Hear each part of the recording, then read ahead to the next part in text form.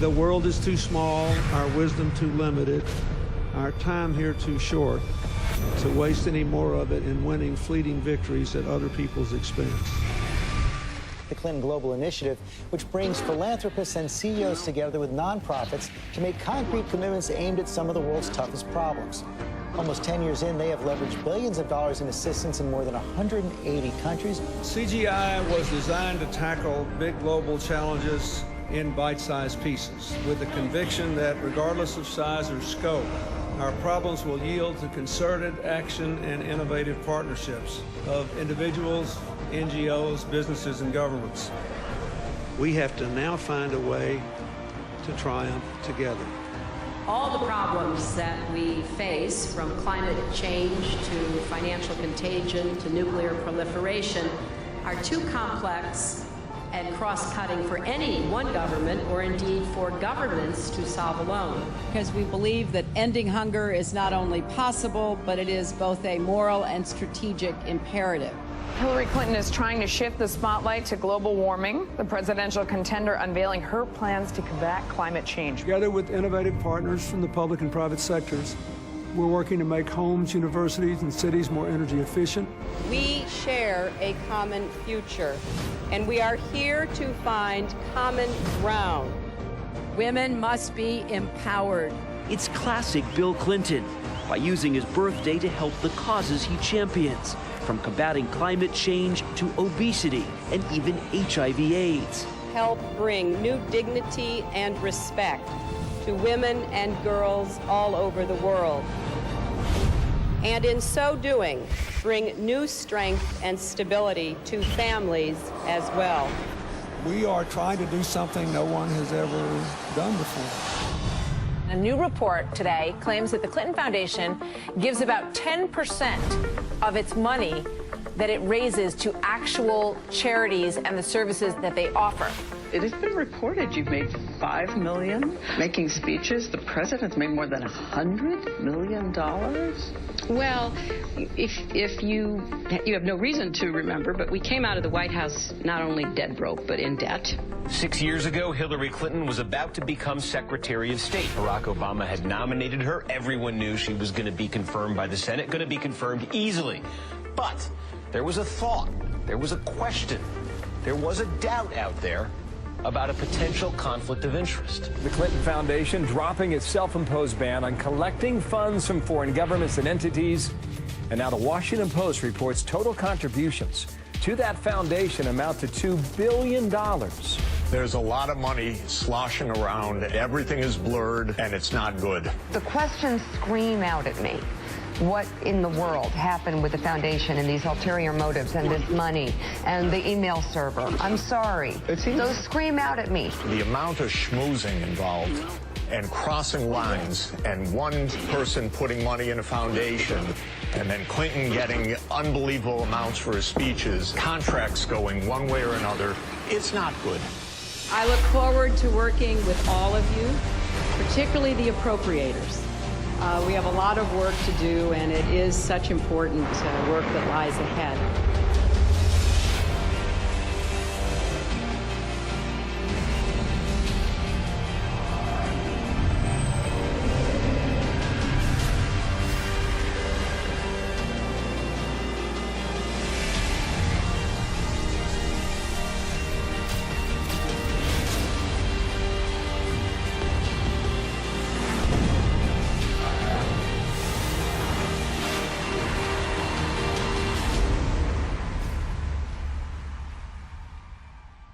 We did this with a very simple strategy.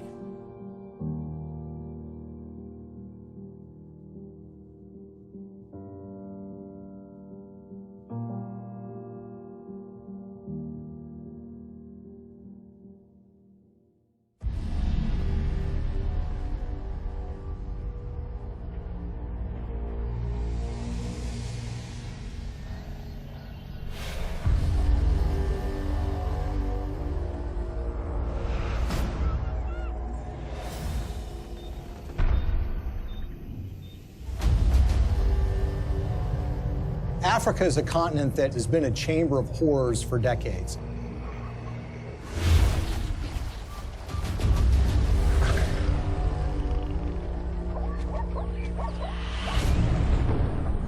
It's really not the fault of the African people. It's largely a result of the kind of system that's been perpetuated there. You have these oligarchs which dominate these countries that oftentimes have natural resources that can be very lucrative. And these oligarchs strike deals with foreign corporations or foreign governments who in effect prop them up and put them in power. And in exchange, these oligarchs give these entities access to rich mineral deposits.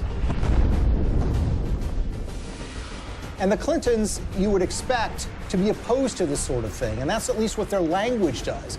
Our countries have deepened our cooperation on many issues, including good governance and transparency, energy, regional security, and advancing peace and development in the Niger Delta. The problem is, their words are different from their actions. Rwanda has clearly taken an impressive trajectory of development, and the people here still think Kagame is the man to take them to another level. President Paul Kagame has walked all around the crowd, thanking the people for electing him unopposed as chairman of the RPF or president of the RPF for another 7-year term. But his critics say that far from entrenching democracy in Rwanda, he's actually eroding it by silencing his opposition.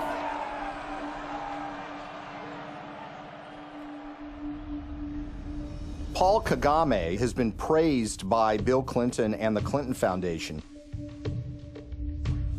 But the fact of the matter is Paul Kagame has a terrible human rights record. He's accused of aiding military operations in the neighboring Democratic Republic of Congo, and that actually forced the recruitment of child soldiers. The UN has identified him as being involved in activities that entailed massive human rights violations. The newer opposition parties that have been formed in the last year or two have one by one been silenced or otherwise excluded from the race. And individuals, so not only politicians but even journalists, for example, and other Rwandans who may have views different from those of the government, have found themselves at the receiving end of what has become quite a violent campaign of intimidation. Well, Paul Kagame is a friend of Bill Clinton's. I want to say a special word of appreciation for the leadership of President Kagame. I'm greatly humbled to receive this Clinton Global Citizen Award. He's actually given awards by Bill Clinton for his conduct as the leader of that country, and they regale him as a great military leader. This is the sort of legitimization that we don't want of these kinds of dictators and leaders. That's the kind of legitimization that the Clintons have engaged in.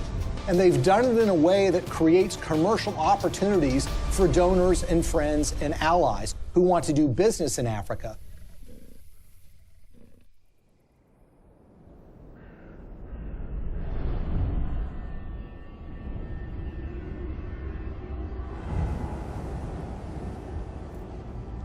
Business in Africa means you're dealing with dictators who are going to give you access to, say, mineral rights or oil drilling rights, but you're going to have to pay them off. The Clintons partner with foreign entities who want access to Africa, and specifically mining companies or energy companies who need to get concessions for access to oil or natural gas or the rights to mine for gold. Those two make a powerful alliance because these companies will give money to the Clintons, either in the form of speaking fees or in the form of donations to the Clinton Foundation. And the Clintons will then, in effect, do their bidding before the halls of power and corridors of power in Africa. And they will go to foreign governments and encourage them to do business with individuals who are putting money in their pocket. And this leads to some amazing fits of behavior that, in a way, are just reminiscent of 19th century colonialism. A perfect example of this is Ambassador Joe Wilson. Joe Wilson is a longtime friend of the Clintons. In fact, he endorsed Hillary Clinton in the 2008 presidential election. And it was also thought that he might become a senior official in Hillary Clinton's State Department. But the fact of the matter is Joe Wilson was up to something far more nefarious during Hillary Clinton's tenure as Secretary of State. In 2009, shortly after she became Secretary of State, when Wilson was the vice chairman of a company called Jarch Capital, they took out a 50-year lease on 400,000 hectares in South Sudan. South Sudan was in the middle of a civil war, and this lease was actually signed with warlords who were involved in the civil war. These individuals who were engaged in massive human rights violations, including the massacre of opponent tribes. And basically what Joe Wilson was engaged in was something called investing in sovereignty changes. They were basically cutting deals, lucrative deals, worth potentially hundreds of millions of dollars with these warlords. And the expectation was simple. These warlords would take power, then they would give them access to these lands where they could make huge amounts of money exploring for natural gas, exploring for oil, and for mineral rights. Ambassador Joe Wilson isn't the only Clinton friend and foundation donor who was working in war-torn countries. Swedish mining investor Lucas Lundin has pledged $100 million to the Clinton Foundation. He did that in 2007. And his most lucrative mining operations are in the war-torn country of the Democratic Republic of Congo. This is a country that perhaps has the most horrific human rights situation on the face of the earth. By the time Lucas Lundin made his $100 million pledge to the Clinton Foundation, his Congo operation was making, quote, staggering profits, end quote, according to his own financial statements. His overall capitalization was $20 billion. But for those profits to remain staggering, U.S. policy under Hillary Clinton had to remain unchanged. That's a problem. Hillary Clinton, as a senator back in 2006, supported something called the Congo Relief, Security, and Democracy Promotion Act. As the law's name implied, the goal was to bring reform to Congo. That's not something that Lucas Lundin would want. So in 2009, when Hillary became Secretary of State, she reversed course 180 degrees and went from supporting reform in Congo to supporting the status quo, which is exactly what Lucas Lundin would want, who of course had committed $100 million to the Clinton Foundation. But Congo isn't the only scandal-plagued country where Clinton benefactors have made millions. Africa's most populous nation, Nigeria, is full of promise, but fulfilling that promise is sometimes a struggle. Plagued by corruption and mismanagement, the resource-rich country has a poverty rate of over 50%. Look at a country like Nigeria, which is really a cesspool of corruption. In fact, people will say it is perhaps the most corrupt country in the world. It's rich in natural resources, it produces a lot of oil, but that money never trickles down to the people. It goes to the oligarchs who run the country, who oftentimes take that money and put it in Swiss bank accounts in a way that, of course, the people of Nigeria can never benefit from. And you see, there's a federal law in the United States which says if foreign governments that receive U.S. assistance aren't transparent in how they spend that money, that they will not be able to get U.S. foreign assistance anymore. It's about transparency. But there's a way around that law. You can get a waiver from that law. How? By getting the U.S. Secretary of State to grant you a waiver. We intend to remain very supportive on your reform efforts. Thank you for mentioning the work we did together on the elections. We're also very supportive of the anti-corruption reform efforts, more transparency, and the work that you and your team is also championing, because we really believe that the future for Nigeria is limitless. So in the case of Nigeria, they receive hundreds of millions of dollars in U.S. foreign assistance. They've not made progress in being more transparent. And of course, they've gotten exemptions from Hillary Clinton while she was Secretary of State. What's so curious about this is what was happening commercially to the Clintons while this was going on. Bill Clinton, for the first time ever, gets paid highly lucrative speeches in Nigeria, which had never happened before.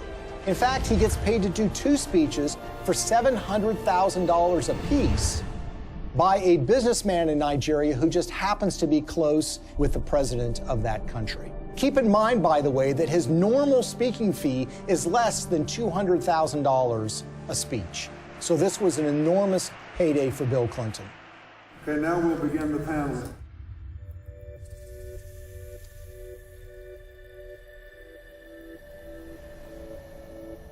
One of the pinnacles of power in that country is a gentleman named Gilbert Chagoury. Gilbert Chagoury, who has committed $1 billion to the Clinton Global Initiative, is connected to another individual in the Clinton orbit. That would be Mark Rich, the billionaire who was on the FBI's 10 most wanted list that was suddenly and surprisingly pardoned by Bill Clinton in 2001. Mark Rich, you might recall, is somebody who was trading oil with the Ayatollah Khomeini of Iran at the same time that the Ayatollah was holding 50 Americans hostage. He also had a long history of busting UN sanctions by trading oil with the apartheid regime in South Africa and a whole host of other nefarious governments. Well, Gilbert Chagoury, the high Clinton donor, was business partners with Mark Rich. Together, they sopped up oil assets in Nigeria and sold them on the oil market for the benefit of a corrupt individual who was leading Nigeria at the time, named General Abacha. Abacha smuggled, by some estimates, $4 to $8 billion out of the country and put them in European bank accounts. Gilbert Chagoury was indicted and convicted in Europe for helping him to do that. He was charged for aiding and abetting a criminal enterprise and on money laundering charges. And the suffering that ends up being done here is by the people of Nigeria, who see their leadership getting a pass from the United States. The elites in those countries are getting rich, the Clintons are getting rich, and the money somehow never trickles down to the people of Nigeria. Sadly, this theme of resources not trickling down to those most in need is a common one when it comes to the Clintons.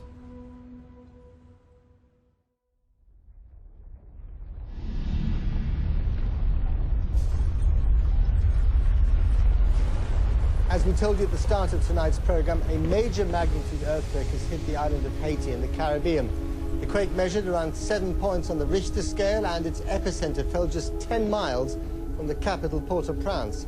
Haiti's ambassador to the U.S. has described the event as a catastrophe of major proportions. So far, we have no information regarding the casualties. The war is coming to an end! It was a big earthquake. It lasted like 15 seconds, I think. Probably the most devastating humanitarian crisis that Hillary Clinton faced during her tenure at the State Department was the tragic earthquake in Haiti. It happened in January of 2010, and literally in a matter of seconds, 250,000 people were estimated to have died, and a large portion of the Haitian infrastructure and economy was just decimated. It was a crisis on a massive scale. The United States is offering our full assistance to Haiti and to others in the region. We will be providing both civilian and military disaster relief and humanitarian assistance, and our prayers are with the people who have suffered, their families, and their loved ones. In the days and weeks that followed the earthquake in January of 2010, Hillary Clinton made visits to Haiti. And here's the latest on Haiti. U.S. Secretary of State Hillary Clinton arrived in Port-au-Prince just about an hour ago. She is the highest-ranking U.S. official in Haiti right now since Tuesday's earthquake. She's meeting with Haitian leaders and international officials to discuss the rescue and relief efforts. In fact, on her first visit, which occurred days after the earthquake, they literally had to stop traffic going in to the airport at Port-au-Prince. There, of course, were relief supplies that were being flown in, but that traffic was stopped so the Secretary of State could come and assess the damage. There is a perception, and there have been complaints or reports of bottlenecks, that there's a lot of aid coming in, but it's very hard to get it out to the people who need it. That's just not true. The aid is coming in, we're getting it out, there's just not enough of it yet. She flew in with her political aides on a large federal airplane. She landed at the airport. She made a large press conference, made statements about her commitment to rebuilding this country, and then she was soon whisked away, headed back to Washington, D.C. Theirs is a city in ruins, a country which can do little but wait for help to arrive. The international community responded in the way that you would expect it to. That is, large amounts of money were committed, up to $13 billion from international relief organizations. And of course, you had the official role of the State Department, which would be point on U.S. taxpayer dollars going to Haiti for the purposes of relief. I want to assure the people of Haiti that the United States is a friend, a partner, and a supporter. Hillary Clinton's State Department would oversee the reconstruction effort, with Chief of Staff Cheryl Mills responsible for the allocation of U.S. tax dollars through USAID. And Bill Clinton, already appointed Special Envoy to Haiti for the United Nations, was named co-chair of the Interim Haiti Recovery Commission, along with a former Haitian Prime Minister. I hope that it will be rebuilt in a much stronger and more sustainable way, and I think the Haitians want that. So this was clearly a Clinton operation from the beginning. Now, the Haitians had their own ideas about how best to rebuild their country. They wanted new roads. They wanted buildings rebuilt. And that's what you would expect. This is how you recover from an earthquake. The problem is that the Clintons had their own agenda, the interests of major donors who had a vested interest in spending that money in Haiti in ways that would benefit them.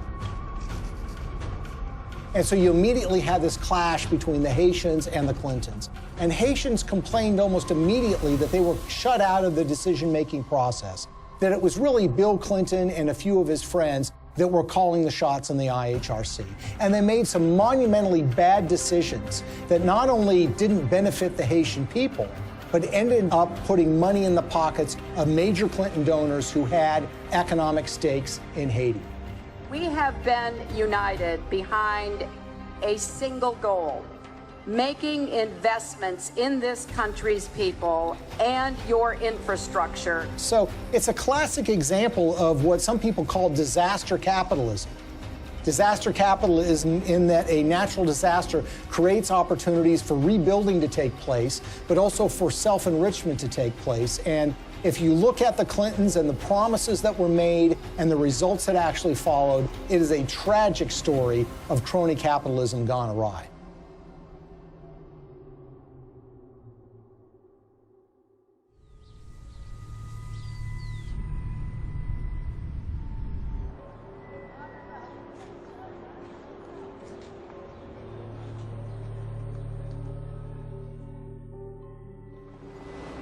The single largest relief project that the United States committed taxpayer dollars to, $124 million to be exact, was a project called Caracol, a textile factory that was built in the northern part of the country that was supposed to create some 60,000 jobs and was supposed to create tremendous economic growth. There's a problem here already. You see, the earthquake affected the southern part of Haiti. The northern part of the country was entirely unaffected. But who were the beneficiaries of this? Companies like Gap, Target, and Walmart, to name a few. The Caracol factory was built, but it didn't create 60,000 jobs. It created barely 5,000 jobs. But the major American companies who got textiles tariff-free, made at low wages, benefited enormously. And the end effect on the Haitians was very, very minimal.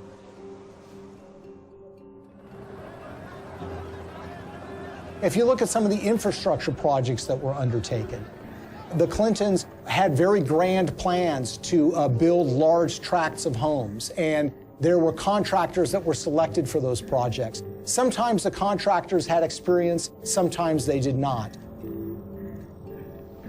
There's one company in Florida that spent $1 million getting equipment into Haiti.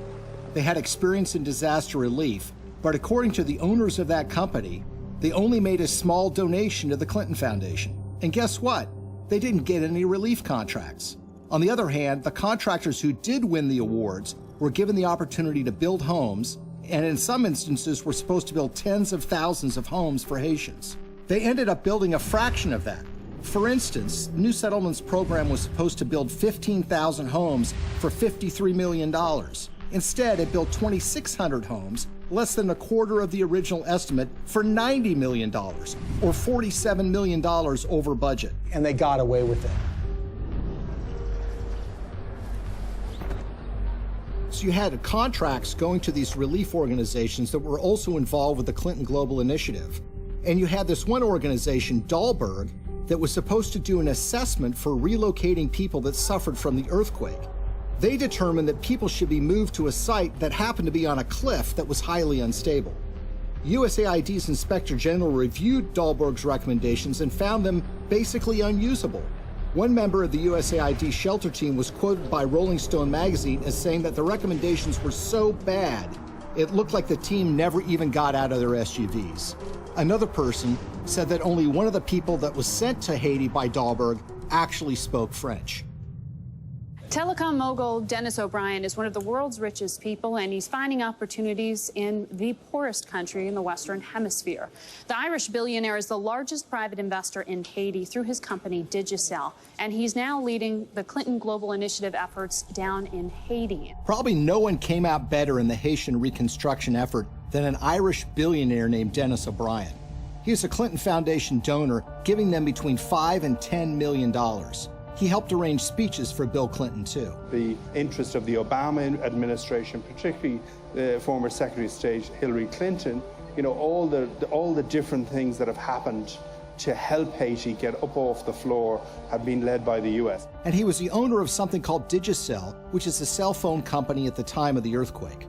As part of that relief effort, the State Department run by Hillary Clinton wanted to fund a mobile money transfer service that would allow Haitian citizens to transfer and receive money on their phones. Well, Digicel applied to be the recipient of that grant money. 4 weeks after their application, Digicel actually sponsored a speech for Bill Clinton in Jamaica, and they paid him $225,000. And as it turns out, within 4 months of that speech, Digicel would receive the first installment of that grant money. The earthquake actually has been great for Digicel and Dennis O'Brien. More than 4 years since a magnitude 7.0 earthquake devastated Haiti, and outrage there is growing over the largely failed reconstruction effort, despite the hundreds of millions of dollars in aid that has been collected and spent by the IHRC, the Interim Haiti Recovery Commission. So whether you're talking about housing or cell phones, you see that the people that are closest to the Clintons have made out very well from the Haitian earthquake. The rest of the country, the ordinary people of Haiti, not so much. Haitian activists staged a protest outside Hillary Clinton's Manhattan office.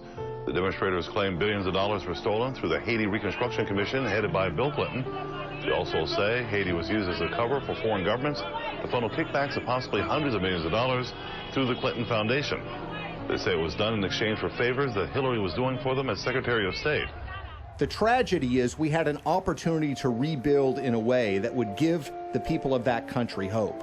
Sadly, that opportunity was squandered, and what took place, rather than rebuilding Haiti, was the self-enrichment by friends of the Clintons. For all of Bill Clinton's talk about building Haiti back better, the fact remains that the most visible evidence of Clinton's role in the recovery isn't the improvement of daily life for everyday Haitians, but the construction of new luxury hotels just miles from the folks who have been living in tarps USAID handed out immediately after the earthquake. We are telling the world of the crimes that Bill and Hillary Clinton are responsible for in Haiti. But while the world eventually lost interest in Haiti's recovery, the influence and connections afforded to donors from the Clinton Foundation appear to have been lessons learned by others. So how much do connections to the Clintons matter when you're talking about Haiti? Consider the case of gold mining. The government of Haiti had not granted a gold mining concession in 50 years. They decided to do so during the reconstruction of their country, which was being overseen by Bill and Hillary Clinton. What company did they select to get this gold mining permit? A company called VCS Mining. VCS Mining had very little experience in gold mining, but what did they have? They had connections. Shortly after they got that concession, someone joined their board of directors. It just happened to be Tony Rodham, brother of Hillary Rodham Clinton. It was a true disaster that followed the earthquake, which was the natural disaster. This was the man-made Clinton-caused disaster in relief that led to the wasting of enormous sums of money, the enrichment of elites that were friends with the Clintons, and the Haitians were left in a situation where their life was really not much better than it was the day after the earthquake happened.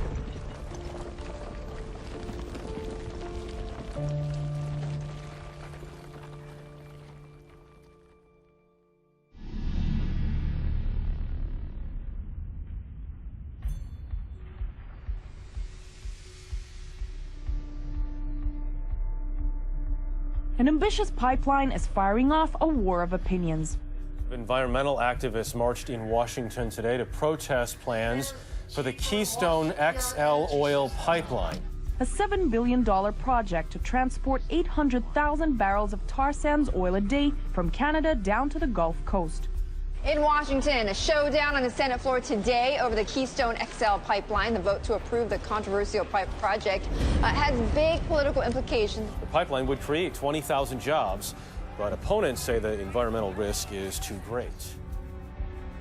One of the touchstones of the climate change debate has been the Keystone XL pipeline. It's designed to carry oil from Canada through the United States to refineries in Louisiana and in Texas. The environmental movement has wholeheartedly rejected this deal from the beginning because they believe that it's going to further contribute to the problems of climate change. Pipeline. 1. We are the people. 2. You can't ignore us. 3. Now, you would think that the Clintons would be opposed to the Keystone XL pipeline deal because of those concerns. And perhaps they might be, except for one or two problems, or should I say 1 or 2 million problems. You see, when Hillary Clinton became Secretary of State in late 2008, there was already an issue related to the Keystone XL pipeline sitting on her desk. She was going to have to sign an environmental and economic impact statement and decide whether the Keystone XL pipeline should go forward.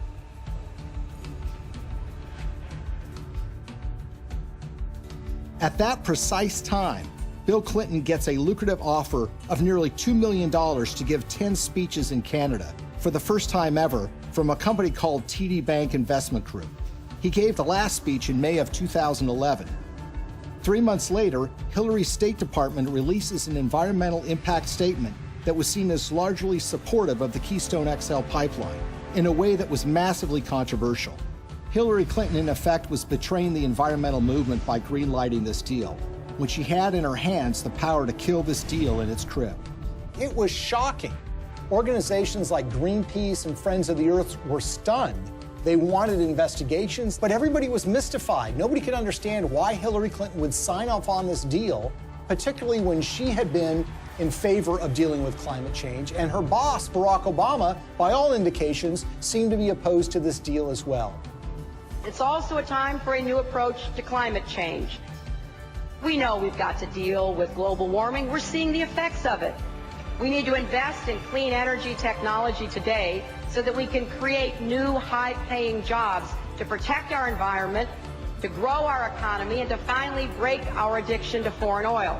How did we go from the Clintons being in favor of fighting climate change and dealing with fossil fuel dependence to Hillary Clinton signing off on the Keystone XL pipeline? The evidence that we found was that it was about the money. This was not a philosophical change. This was not a new way of thinking about global warming. This was a way of taking $2 million in cash to essentially buy a decision by the Secretary of State. Why is the TD Bank Investment Group so interesting? Because they just happen to be one of the largest shareholders in the Keystone XL pipeline itself. When we looked at Bill Clinton's pattern of giving speeches, we looked at who was paying him, when they were paying him, and if they have ever paid for a speech before. What's so stunning is that TD Bank had never sponsored a speech by Bill Clinton before. And then suddenly, in late 2008, when Hillary Clinton has been announced to be the Secretary of State, and when sitting on her desk is the matter of the Keystone XL pipeline, they suddenly decide to sponsor these speeches. And when people realized that the Clintons had pocketed about $2 million at the precise time Hillary Clinton was making this decision, it all now suddenly made sense. Because as we've seen repeated over and over and over again, when it comes to the Clintons, you have to follow the money. And in the case of the Keystone XL pipeline, they seem to have abandoned their principles, their commitment, as it was, to combating global warming and dealing with our dependence on fossil fuels. They jettisoned that when $2 million showed up and suddenly came out in favor of the Keystone XL pipeline. When you see this sort of pattern of behavior, you can't come to any other conclusion that it's a system of pay to play. And again, other entities appear to have picked up on this business model too. Well, Bill Clinton has been paid enormous sums of money over the years to give speeches. On average, he gets a little less than $200,000 per speech. But something happened in late 2008. his speaking fees skyrocketed after he'd been out of office for years. The reason was his wife had become Secretary of State. In fact, 11 of the 13 speeches for which Bill Clinton has been paid $500,000 or more occurred precisely when Hillary was the most powerful diplomat in the world.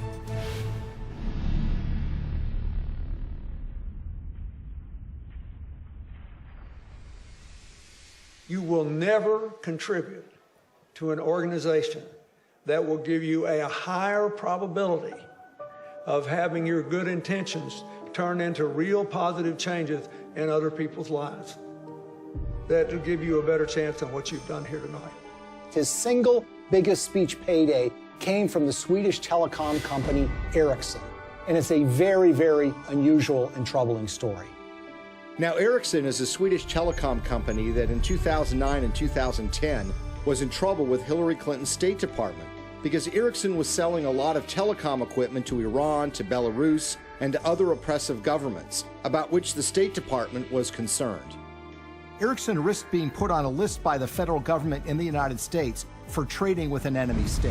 There was actually an effort being put forward in Washington to broaden Iranian sanctions to include the very technologies that Ericsson was selling to the Iranian government.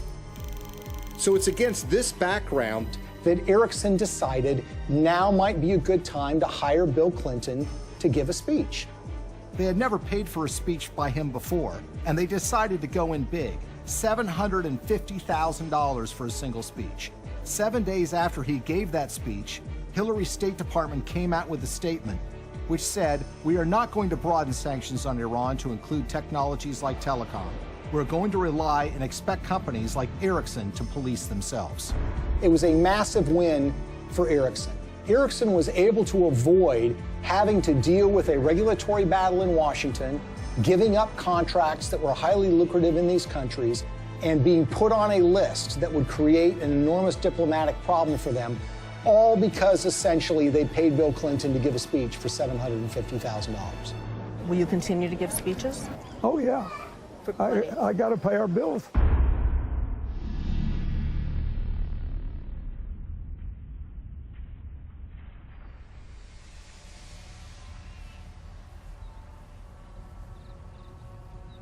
So the question is, why do we see the Clintons reversing decades of policy positions that they've held so closely on issues like human rights and environment? And a big clue comes from the folks that are giving the Clinton Foundation literally tens of millions of dollars. And one, if not the biggest donor to the foundation, is a Canadian named Frank Giustra. Giustra is in the mining business, hardly something you'd call environmentally friendly. And he has interests all over the world. And he used his relationship with the Clintons to benefit those interests, regardless of the environmental concerns. A great example of this is what happened in Colombia. What's so interesting about the relationship that the Clintons have with Frank Giustra is they tend to show up in these foreign countries together at the same time. Frank Giustra's made billions of dollars over the years in the so-called penny stock market in Canada, which is highly open to manipulation. He's been very successful in this area. Now, the Vancouver Stock Exchange is not like the New York Stock Exchange in the United States. This is a stock market or an exchange that is dominated by penny stocks, made up of a lot of natural resources stocks. It's sort of the wild, wild west of investing. It's called Dodge City sometimes. And the reason is because there's a lot of speculators, there's a lot of misinformation that's put around, and there are a lot of mining companies that don't really have any assets, but will proclaim to have gotten the rights to some lucrative gold mine, let's say, and then they send that news out to the public in the hope that it will lead to a flood of people buying the penny stock so the shareholders can sell their assets.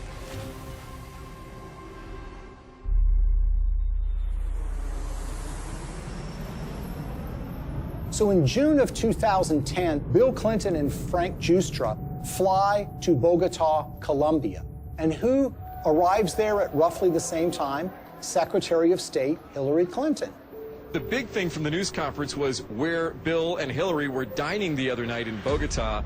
I had a chance to talk to her about her dinner experience in the Zona Rosa, and here's what she had to say. Dinner was good? It was excellent in every way. So it was like eating in the States, but eating in Bogota. Well, it was a real treat to be in Bogota and to be with people who love this city so much, including my husband. Now, in her memoirs, Hillary Clinton says that this is just a happy coincidence. But when you see what follows, you realize that this is no coincidence. The following morning, Bill Clinton has a breakfast meeting with the outgoing president of Colombia, President Uribe. Then, like a tag team, Secretary of State Hillary Clinton has a noon lunch meeting with him, and she grants him several favors, including technical agreements that the Colombian government wants. In the days that follow, something dramatic happens. Frank Giustra has 3 companies that get major concessions from the Colombian government: Pacific Rubiales, Petroamerica, and Prima Colombia Properties. One of those, Prima Colombia Properties, gets a concession to cut timber in a rainforest in Colombia along the Pacific coast. And that timber is not intended to export to the United States, but is intended for export to China. There's an outrage and upset environmentalists who realize what's going on, and eventually that permit is yanked by a future president of Colombia, but not before Frank Giustra's company is able to profit from cutting down these rainforests, which again is a behavior that runs so contrary to what the Clintons profess to be in favor of. We all know that in order to build low-carbon economies of the future, we need sustainable forests. I also know the future of our planet depends on healthy, standing forests. They have talked about the problems of deforestation. They've talked about the problems of the need for successful growing forests to mitigate carbon dioxide in the air. And yet, when this commercial opportunity was presented to a major donor of theirs, they seemed to be very much supportive of that and, in fact, helped to get him those concessions. He deserves the credit for this. This was his idea, not mine, and he raised the money. And it's an astonishing achievement. My job is to make sure that it's not in vain, that he gets the return on his investment and his compassion and his commitment. The Clintons appear to have changed their stance on issues even more significant than the environment, in ways that benefit those who have put money in their pockets.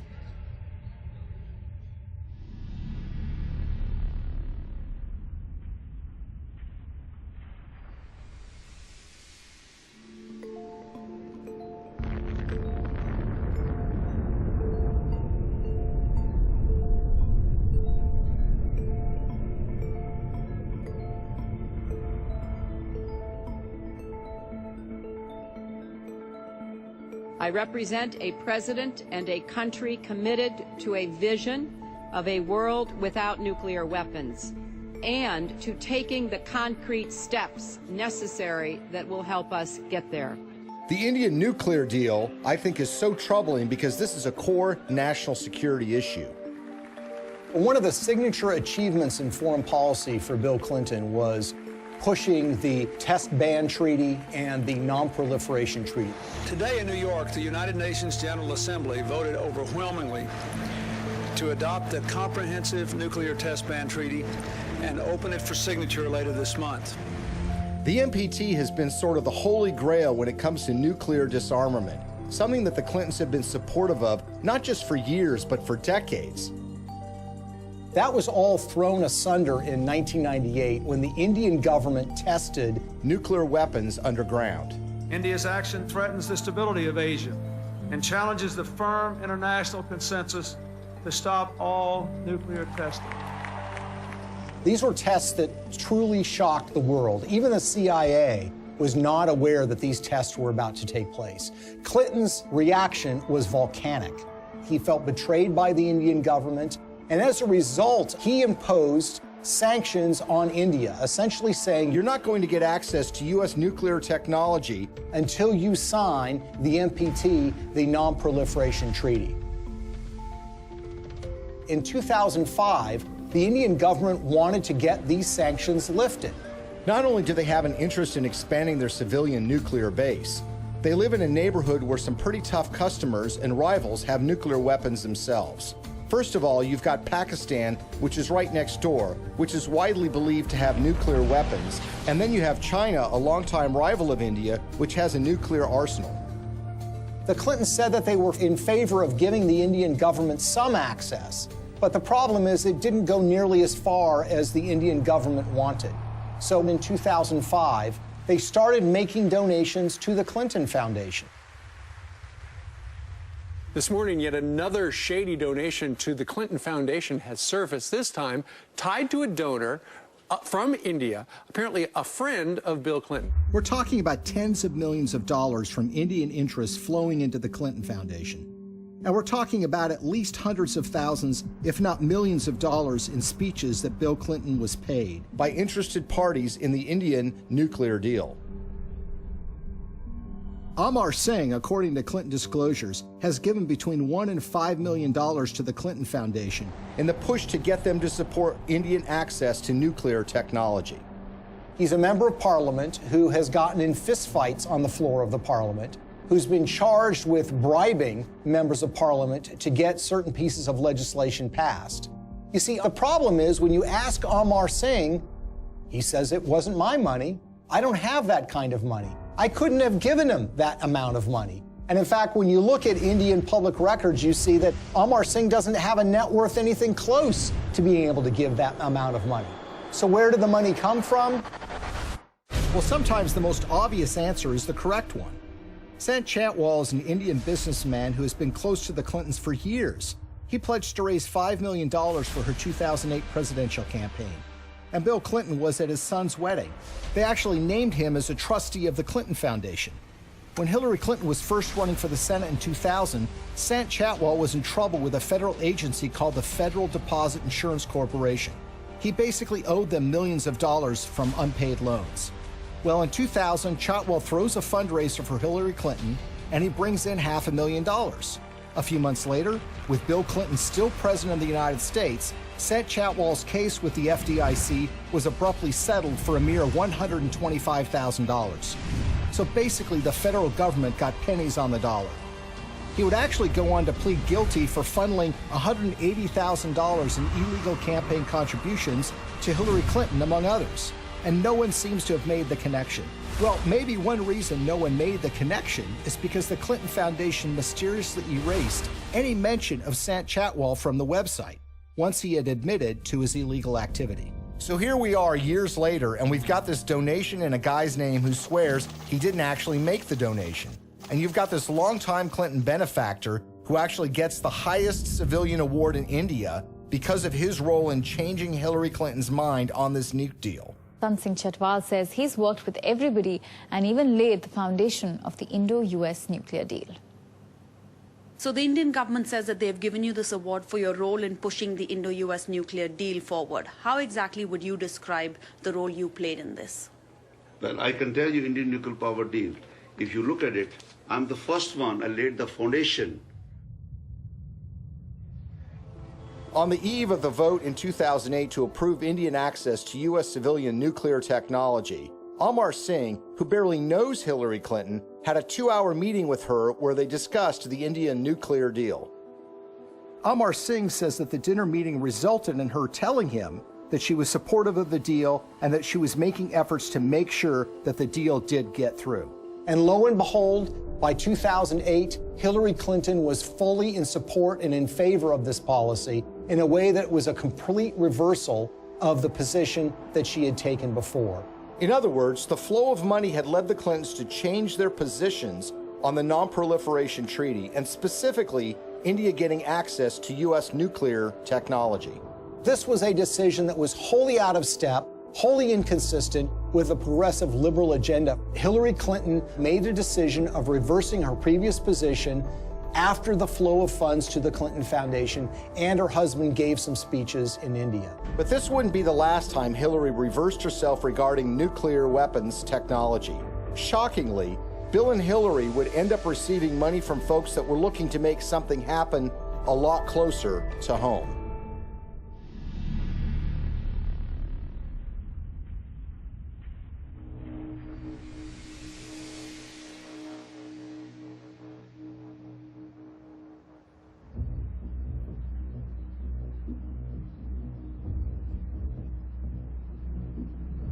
I think the Russian uranium story is perhaps the most shocking and most blatant example of how the Clintons operate. This is a story about the Russian State Nuclear Agency, American uranium, $145 million in cash, and the Clintons. At the end of the day, this is a story about buying influence and selling influence.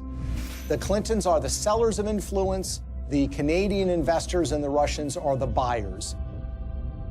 Bill Clinton had gone to the Central Asian country of Kazakhstan in 2005 with Frank Giustra. Kazakhstan is a country that's been run since the collapse of the Soviet Union by a dictator named Nazarbayev, who shuts down political opposition and tortures political opponents. The ostensible purpose of the visit to Kazakhstan by Bill Clinton was to talk with Nazarbayev about AIDS HIV. The problem is Kazakhstan really does not have an AIDS HIV problem. So that explanation really doesn't make sense. What makes far more sense is that Frank Giustra wanted access to very lucrative Kazakh uranium mines. Kazakhstan is one of the largest producers of uranium in the world. Bill Clinton arrives there with Frank Giustra, and they have a series of meetings with Kazakh officials. There's a press conference where Bill Clinton stands with the dictator of Kazakhstan and he praises the human rights record. He praises that elections are being held in the country, and he even says that Kazakhstan should head up something called the OSCE, which is the Organization for Security and Cooperation in Europe. Think about that for a second. Bill Clinton is saying that a known human rights violator who's been condemned by human rights organizations around the world should head up a human rights organization. They go from a press conference to a dinner where Frank Giustra, Nazarbayev, the dictator of Kazakhstan, and Bill Clinton meet and talk. Well, 2 days after that meeting, Frank Giustra finally gets his uranium concessions, worth hundreds of millions of dollars.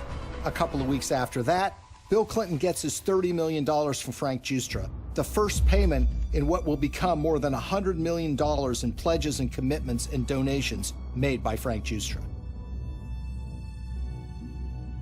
So it's really, in a way, a simple story in that they all are walking away from the table with something that they want. Nazarbayev is getting the legitimacy of an ex-president, saying what a nice and kind leader he is.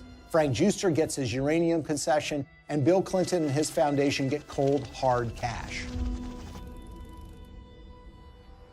Now let's move to chapter 2 of this story, which is even more sinister. You see, the international uranium market is very competitive. The Kremlin sees dominance and control of the uranium market as a source of national power. Frank Giustra takes that uranium concession he got in Kazakhstan and puts it into a company in a so-called reverse merger, which was one way for a private company to go public to form something called Uranium One.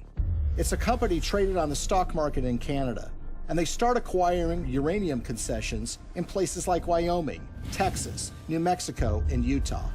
And by 2009, they have what is expected to be 50% of future uranium production in the United States. This gets the interest of Vladimir Putin and the Russian government. And in fact, there are State Department cables that were leaked through WikiLeaks, which show that Hillary was aware of the fact that the Russians took great care to try to dominate the international uranium market.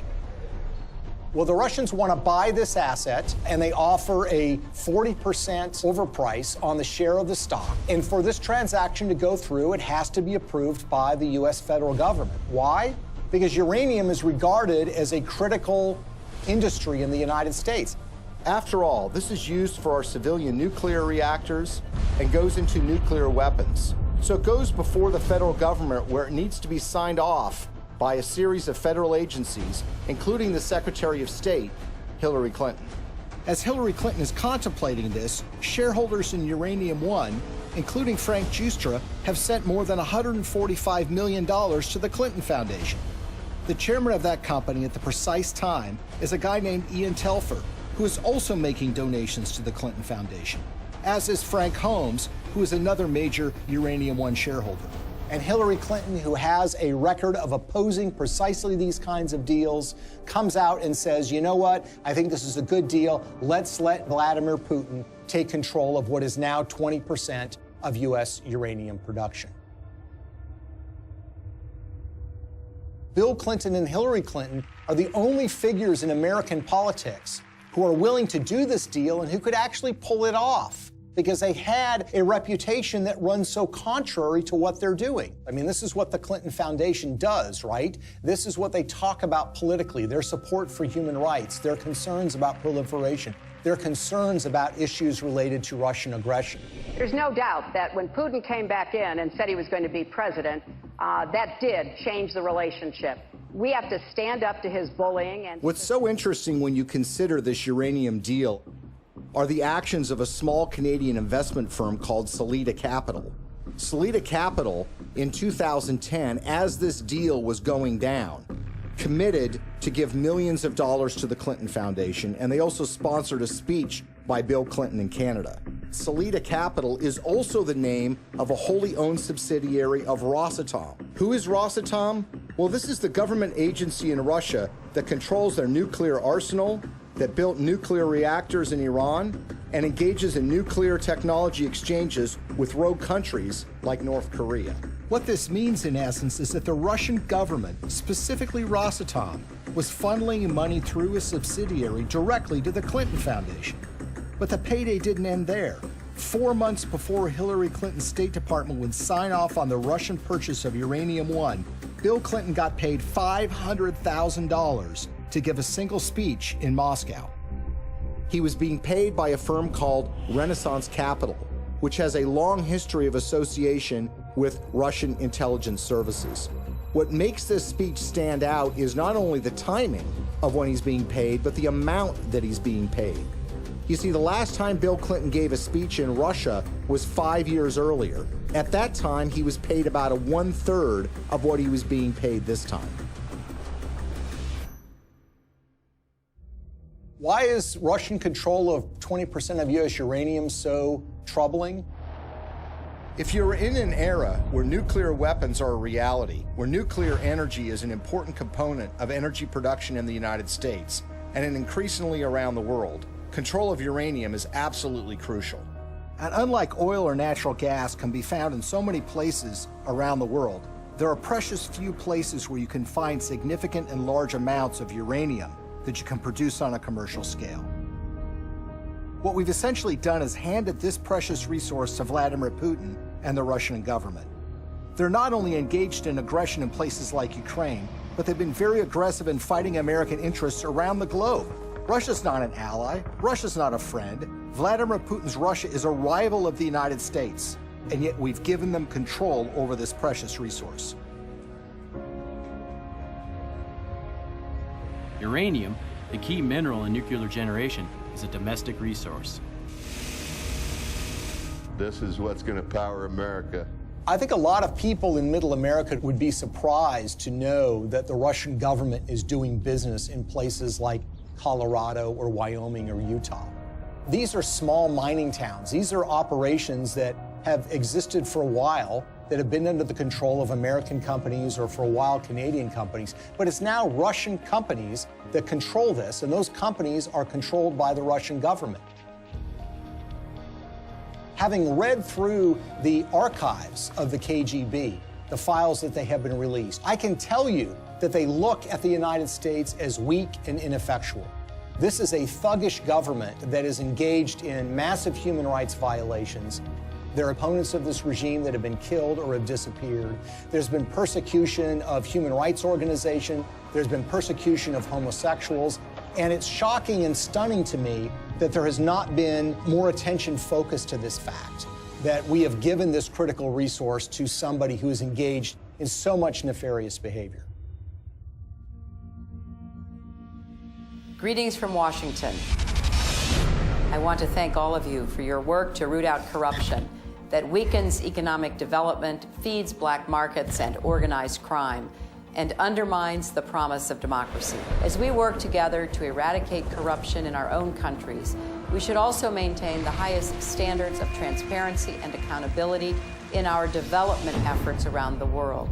Corruption in emerging markets and fragile democracies undermines the confidence of citizens and investors alike, while responsible governance helps to foster sustainable economic development and political stability. I believe in the oldest adage in American politics, which is follow the money. Enormous amounts of money have flowed to the Clintons. from foreign governments, foreign financiers, and businesses. Some of that money lands in their pocket. Some of it lands in their foundation. It's a pattern we've seen repeated over and over and over again all around the world. It's not a coincidence. Money exchanges hands and favors are done. Now Clinton friends and supporters will say there's no smoking gun. But look at American political history.